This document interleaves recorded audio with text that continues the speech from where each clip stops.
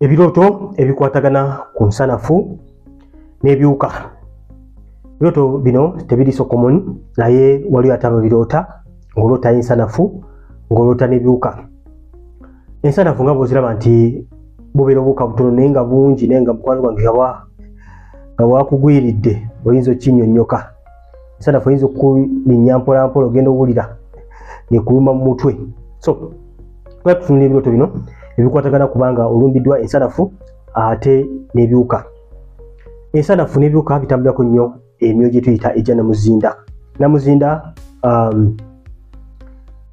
gy'emyoyo egireeta ebizibu bingi at the same time. Nolaba omuntu ng'afunye ebizibu bingi mu kaseera katono nnyo abamu n'atuuka n'okwagala okwetta. Gibeera mibidde egyaki? Egya namuzinda. So ensanafu exact wa wezikulumbye gegabeera makulu g'ekyoto kyo. Okay?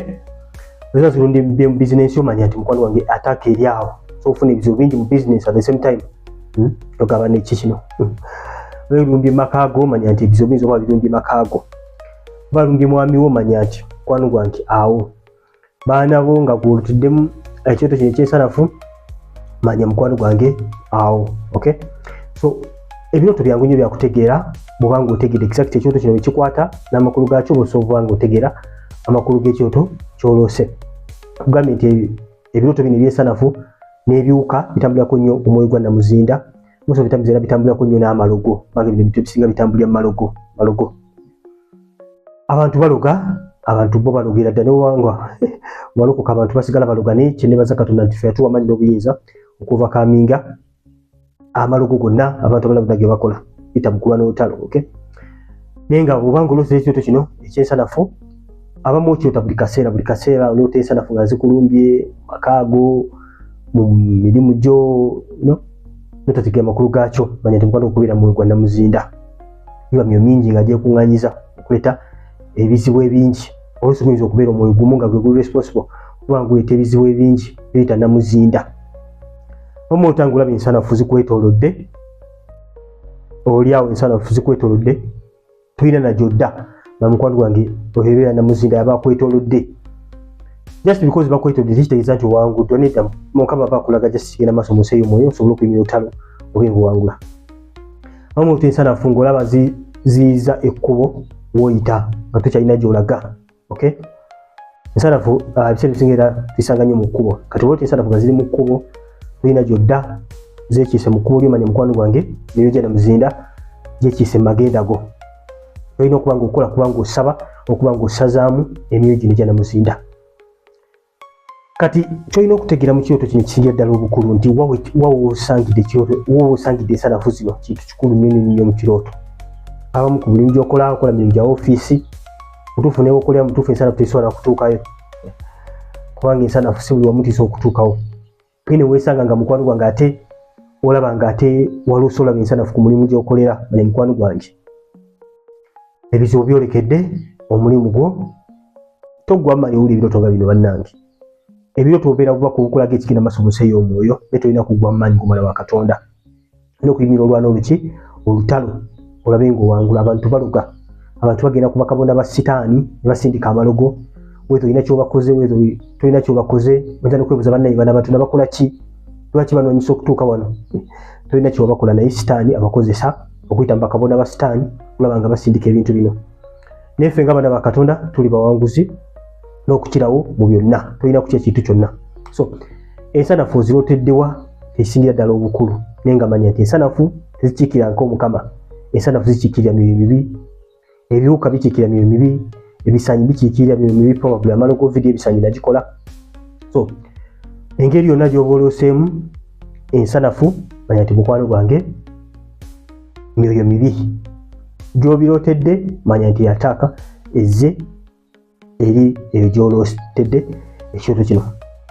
Oloota ensanafu ziri mu buliri bwo manya mukwano gwange obufumbo bwe bulumbiddwa. Abamu olina singo naye ng'oloota olaba ensanafu mu buliri bwo buli kaseera manya mukwano gwange egyo myoyo gizze kubanga gikukwata kubanga teweeyongerayo magenda go tofumbirwa. In other words ekintu kyonna kyolaba kiri negative tolina kutya togamba nze nga ndabye nedda. Olina amaanyi n'obuyinza g'omwana wa Katonda. Mu Luka 10:14 Bayibuli egamba lambada amaanyi n'obuyinza okulinnya ku njabi z'obusagwa, kulinnya ku misota n'enjabi z'obusagwa na buli maanyi ga mubi tewali kiri bakolo bina katono. Ate Bibuli tugamba mu kitabo kya Kubala 2:23 teri ddogo eri Isirayiri. Bwe mwana wa Katonda oyina enkizo y'amaanyi nnyo eri abalogo bonna ne bakabona ba Sitaani bonna abakola buli kintu kyonna. Oyina kwewaayo bwewi nawe n'oyimirira ne Katonda wo. Abamulowooza nti just because wakkiriza Katonda nti ebintu tebigenda kutuukako. Oba ng'oli mulokole omunafu, oba ng'oli mulokole atanoonya Mukama. Yesu yagamba talya mubiri gwe na kunywa musaayi gwe tetulina bulamu yadde. Maki yali ategeeza. So bwanga tunoonya Mukama oli kyakigoowa manya nti ebizibu bingi bigenda kubanga bikutuukako direct. Oba ng'oli muntu anoonya Mukama weewanye mu maaso ga Katonda ng'omunoonya, kizibu nnyo okulogana ne bakukwasa. Kizibu nnyo okulogana ne bakukwasa ng'oli muntu anoonya Mukama. So kijagoba kutya mu byonna tweweeyo mu maaso ga Katonda waffe.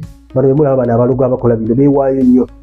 Omuntu okuloga azuukuka n'agenda mu ssabu nanoonya kabona wa Sitaani, wamunoonya kabona wa Sitaani ne bamusuubiza ne mugamba azuuka ku 8 ogw'ekiro fuwe emindi saabwe ziti byonna babikola kubanga bakola bibakola. Okay, bamugamba jangu leeta kino na kino n'agenda n'abinoonya n'abireeta mukazi wattu omusajja wattu nga byonna afaaki kulaba nga azikiriza ebintu by'okola. Naye gwe mwana wa Katonda olina kusigala na mu nnyumba yo weewuunye oluusi ne weewaayo ne weeyawulako ennaku kugira mu kusaba n'okusiiba. So Yesu yatugamba take my yoke upon you for my yoke is easy. Agamba twetika ekikoligo kya Yesu kyangu okusinga eky'abalogo. Kati mukwano gwange gwe atayagala kwetika ekikoligo kya Yesu kwe kumunoonya era kulaba ng'otawaana nnyo. Wali olotedde ensanafu oba ebiwuka mu kyoto kyonna tubuulyeko mu comment section byeba tukuyigirako na biki ebyakutuukako. Okay, Kade Brothers TV ni baita Chosen Generation oba ng'olika subscribinga kona kade ono ku Chosen Generation tudamu ebyoto n'okuyiga ku bintu ebirala ekyamanga abaana ba Katonda.